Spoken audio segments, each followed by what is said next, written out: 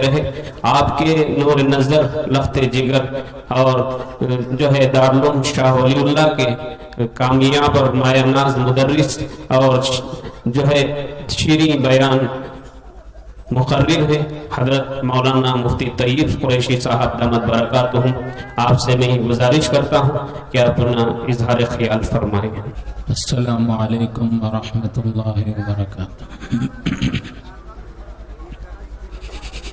الحمد للہ رب العالمین والعاقبۃ للمتقین والصلاة والسلام علی سید الانبیاء والمرسلین محمد وآلہ واصحابہ اجمعین۔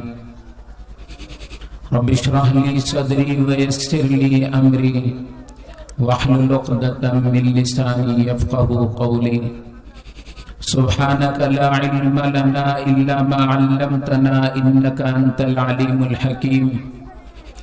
سبحانک لا فہم لنا الا ما فہمتنا انک انت الجواد الکریم۔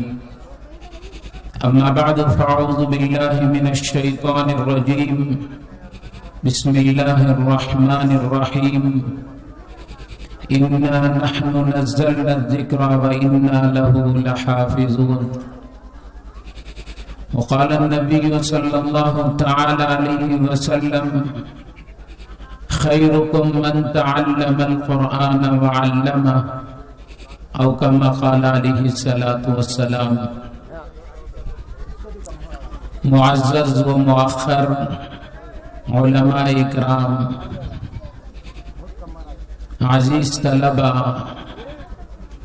محترم دوستو، بزرگوں اور بھائیوں و پردہ نشین خواتین، اللہ رب العزت کا بے انتہا کرم ہے، فضل ہے، احسان ہے، شکر ہے کہ اللہ رب العزت نے ہم سب کو ایمان کی دولت سے سرفراز فرمایا۔ کروڑوں انسان ہیں جو اس نعمت عظمیٰ سے محروم ہیں۔ دعا فرمائیں کہ اللہ تعالیٰ ساری انسانیت کو ہدایت نصیب فرمائے۔ محترم دوستو، آج اس سرزمین میں ان حفاظ اکرام کی دستار بندی ہے جنہوں نے اپنے سینوں میں قرآن مجید کو محفوظ کیا۔ یہ سرزمین بھی مبارک ہے اور یہ جلسہ دستار بندی یہ ہم سب کے لیے مبارک ہے۔ یہ حفاظ اکرام بھی مبارکبادی کے لائق ہیں، ان کو پڑھانے والے بھی مبارکباد ہیں، ان کے لیے بھی مبارکبادی ہے، اور ان حفاظ اکرام کے والدین کے لیے بھی مبارکبادی ہے، اور جو مدرسے کی خدمت کیے ہیں اور مدرسے کا تعاون کر رہے ہیں ان کے لیے مبارکبادی ہے، اور جو مدرسے کو یعنی مدرسے کے ذمہ دار ہیں ان سب کے لیے مبارکبادی ہے کہ انہوں نے قرآن مجید کو اپنے سینے میں رکھا۔ یہ قرآن مجید یہ اللہ کا کلام ہے۔ فرمایا کہ یہ جو سعادت ملی ہے یہ اللہ تعالیٰ کی توفیق ہے۔ میں حفاظ اکرام سے کہوں گا کہ یہ جو سعادت ملی ہے محض اللہ کی توفیق ہے۔ وی سعادت بزور بازو نیستا نہ بخشت خدائے بخشندہ۔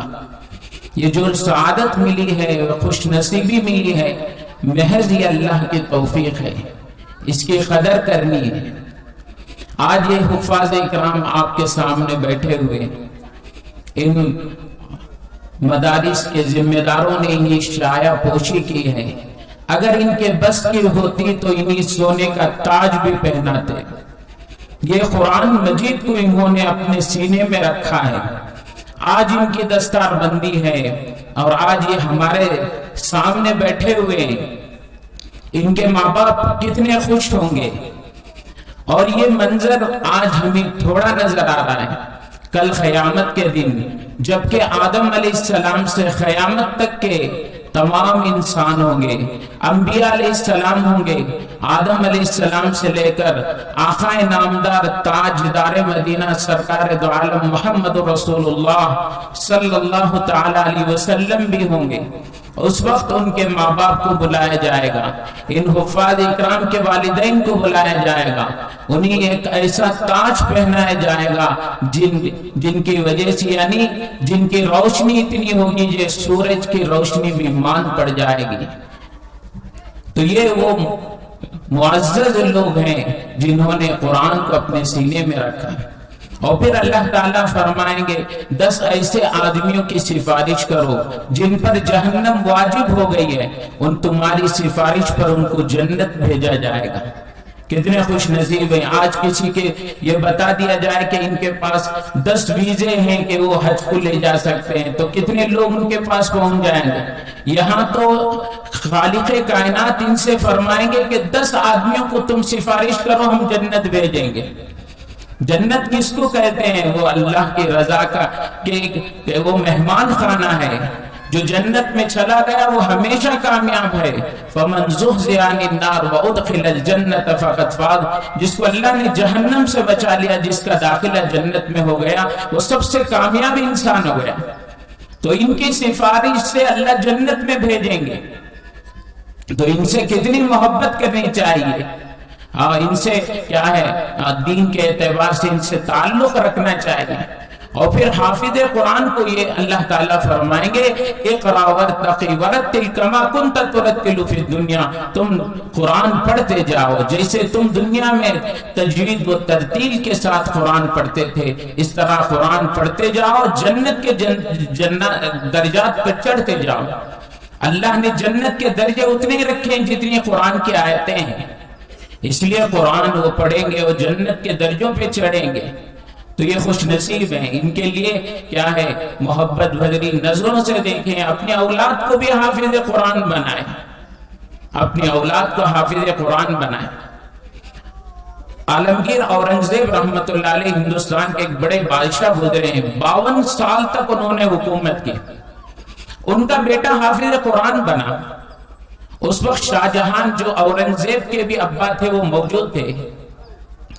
औरंगजेब ने शाहजहां अपने अब्बा से कहा कि आज मेरा बेटा हाफिज कुरान बना है, उसके लिए एक जलसा रखे हैं, आप तशरीफ लाएं। आलमगीर ने अपने अब्बा से कहा शाहजहां से। शाहजहां ने कहा कि तुम्हारा बेटा हाफिज हुआ है, मुझे क्या फायदा है, मैं नहीं आऊंगा जलसे में। तो औरंगजेब आलमगीर रहमतुल्लाह अलैह समझ गए कि बाप का इशारा मेरी तरफ है। फिर उन्होंने कोशिश करना शुरू की, कुरान पढ़ना शुरू किया, याद करना शुरू किए। कुछ ही सालों में हाफिज कुरान बने। कौन? ये वक्त का बादशाह है। अब जो हिंदुस्तान है ये इतना नहीं, इससे डबल हिंदुस्तान था। इतना बड़ा बादशाह बैठ के कुरान यूज कर रहा है। और 2-3 साल में हाफिज कुरान बना और अपने अब्बा से कहा शाहजहां से, अब्बा जान आपका बेटा हाफिज कुरान बना है और आज जलसा है, आप तशरीफ लाएं। तो बाप ने कहा कि मैं जरूर आऊंगा, क्योंकि आपके हाफिज बनने से मुझे अल्लाह ताज पहनाएंगे। आज 2-4 पैसे आ जाते हैं, हम कुरान को भूल जाते हैं, छोड़ देते हैं। कुरान मजीद ये अल्लाह का कलाम है, इसको पढ़ना चाहिए। ये तो हाफिज कुरान के लिए भी है कि वो कुरान को पढ़ते रहें। कुरान याद करना बहुत मुश्किल है और याद रखना उससे भी ज्यादा मुश्किल है। उसकी यानी मौत तक उसकी हिफाजत करना है। जैसे कुरान याद करने का सवाब है, उसके इनामात हैं, और अल्लाह हिफाजत फरमाए उसके भूलने का उतना ही अजाब है। तो इसलिए ये तो हुफ़ाज़ इकराम से दरख्वास्त है कि वो कुरान को क्या है हमेशा पढ़ते रहें।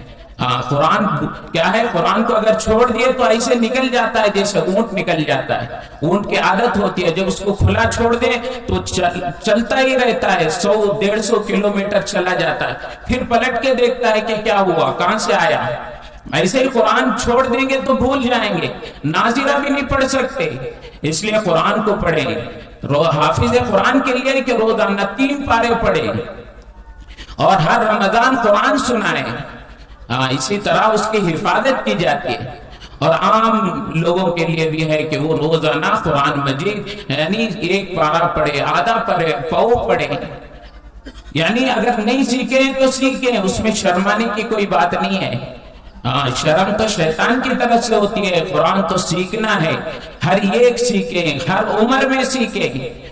سال میں 2 مرتبہ قرآن مجید کا ختم کرنا قرآن کا حق ہے، ورنہ قرآن کل قیامت میں ہمارا گریبان پکڑے گا اور کہے گا کہ اللہ اس نے سب کا حق ادا کیا، میرا حق اس نے ادا نہیں کیا. تو قرآن سیکھیں، تجوید سے پڑھیں. قرآن کیا ہے، فرمایا کہ جو تجوید سے قرآن نہیں پڑھتا وہ بھی گنہگار ہے. قرآن پڑھنا ہے اور صحیح پڑھنا ہے، تجوید سے پڑھنا ہے. قرآن سیکھیں، اپنے مسجد میں امام صاحب ہوتے ہیں ان سے سیکھیں، اپنی نمازوں کو صحیح کرائیں. جیسے ہم نماز پڑھ رہے ہیں ایسی نماز نہیں، جیسے نبی نے نماز سکھائی ویسی نماز مقصود ہے. آپ صلی اللہ علیہ وسلم نے فرمایا صلو کما رأیتمونی اصلی، نماز ایسے پڑھو جیسے مجھے تم نماز پڑھتا ہوا دیکھ رہے ہو. صحابہ سے فرما رہے تو ہماری نماز ایسی ہو کہ جیسے صحابہ نے نماز سیکھی ہے. اسی لیے حضرت مولانا یوسف صاحب رحمۃ اللہ علیہ فرماتے تھے کہ ہر نماز ہماری پچھلی نماز سے عمدہ ہو جائے.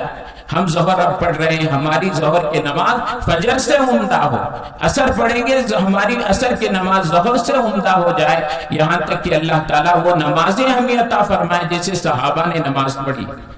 تو اس لیے رمضان بھی آ رہا ہے، قرآن کو خوب پڑھیں، ابھی سے ترتیب بنائیں.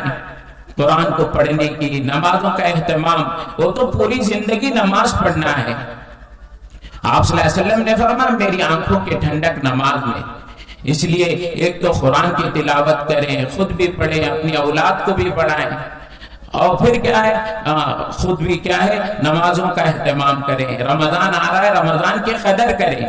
آپ صلی اللہ علیہ وسلم نے حضرت جبرائیل علیہ السلام کی بد دعا پر آمین کہی. حضرت جبرائیل علیہ السلام نے بد دعا دی، ہلاک و برباد ہو وہ آدمی جس کے سامنے رمضان آئے اس نے اس کی قدر نہ کی اور اس کی مغفرت نہ ہوئی. حضرت آپ صلی اللہ علیہ وسلم نے آمین فرمائی.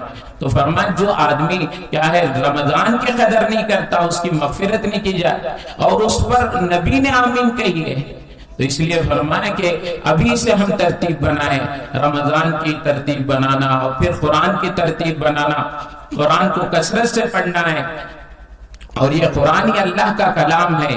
جتنا قرآن سے تعلق ہوگا کیا ہے اتنا ہی ہمارا تعلق اللہ سے ہوگا. فرمایا یہ معلوم کرنا بڑا آسان ہے کہ ہمارا اللہ سے کتنا تعلق ہے. تو دیکھیں کہ ہمارا تعلق قرآن سے کتنا ہے. اگر ہمارا تعلق قرآن سے زیادہ ہے تو سمجھے کہ ہمارا تعلق اللہ سے بھی بڑھ رہا ہے. اس لیے قرآن پڑھنے کی ایک فضیلت اور یہ فائدہ یہ بتایا کہ قرآن پڑھنے سے دل کا زنگ دور ہوتا ہے، اللہ کی محبت میں ترقی ہوتی ہے، ہر حرف پر 10 نیکیاں ملتے ہیں، چاہے سمجھ کے پڑھے یا بلا سمجھے پڑھے، وہ تو اللہ کا کلام ہے. اسی لیے پڑھنے والا بھی یہ خیال کرے کہ میں احکم الحاکمین کا قرآن پڑھ رہا ہوں اور اللہ میرا کلام سن رہے ہیں، میرا قرآن سن رہے ہیں. اور سننے والا بھی یہ دھیان رکھے کہ یہ احکم الحاکمین کا قرآن پڑھا جا رہا ہے، مجھے عظمت سے سننا چاہیے. تو اسی لیے فرمایا کہ دیکھو انبیاء علیہ السلام بہت سارے آئے، ان کے ساتھ معجزے بھی بہت سارے تھے. حضرت موسیٰ علیہ السلام کے ساتھ عصا تھا، اور اس کو نیچے ڈالے تو سام بن رہا ہے، اٹھا لیا تو عصا ہے. وہ سب کے پاس کیا ہے الگ الگ انبیاء علیہ السلام کے پاس الگ الگ معجزے تھے، لیکن وہ معجزہ آج کسی کے پاس نہیں ہے. لیکن آپ صلی اللہ علیہ وسلم کا صدقہ ہے، اللہ نے آپ صلی اللہ علیہ وسلم کا جو زندہ معجزہ وہ قرآن مجید ہے، وہ ہر امتی کے ہاتھ میں ہے. ہم اس سے فائدہ اٹھائیں کہ قرآن کو پڑھیں، قرآن کو سیکھیں، قرآن پر عمل کریں، اور اللہ سے مانگیں اللہ قرآن کو کیا ہے پڑھنے کی، عمل کرنے کی اور اس کی اشاعت کی توفیق عطا فرمائے. اس لیے فرمائے کہ یہ مدارس ہیں، ان مدارس سے یہ طلبہ تیار ہو رہے ہیں، اور یہ مدارس یہ دین کے قلعے ہیں، ان سے دین کی حفاظت ہو رہی ہے. یہ حفاظ کرام ہیں جنہوں نے اپنے سینوں میں قرآن رکھا ہے. یہ اللہ نے کائنات کو بنانے سے 50,000 سال پہلے قرآن کو پڑھا. فرشتوں نے کہا خوشحالی ہے ان زبانوں کے لیے جو اس کو پڑھے، خوشحالی ہے ان دلوں کے لیے جو اس کو محفوظ رکھے. آج یہ قرآن ہمارے ہاتھ میں ہے، ہم اس کی کیا ہے حفاظت کریں، قرآن پڑھیں، اور ان مدارس کے ذریعے سے قرآن کی حفاظت ہوتی ہے۔ ہم ان کا ساتھ دیں، ہم کیا ہے ہر اعتبار سے ان کا ساتھ دیں، ان کا تعاون کرے، مال کے اعتبار سے، جان کے اعتبار سے، اپنی اولاد کو بھیجیں یہاں کہ وہ قرآن سیکھیں، قرآن پر عمل کرنے والے بنے، اور ان کے ذریعے سے ہزاروں لاکھوں کروڑوں کے ایمان کی حفاظت ہو۔ یہ مدارس آج کے نہیں ہیں، یہ سب سے پہلا مدرسہ یہ عرش اعظم ہے، وہاں خود اللہ یعنی پڑھانے والے استاد اللہ جل جلالہ و عما نوالہ ہیں، اور شاگرد وہ سیدنا ابونا حضرت آدم علیہ السلام ہیں۔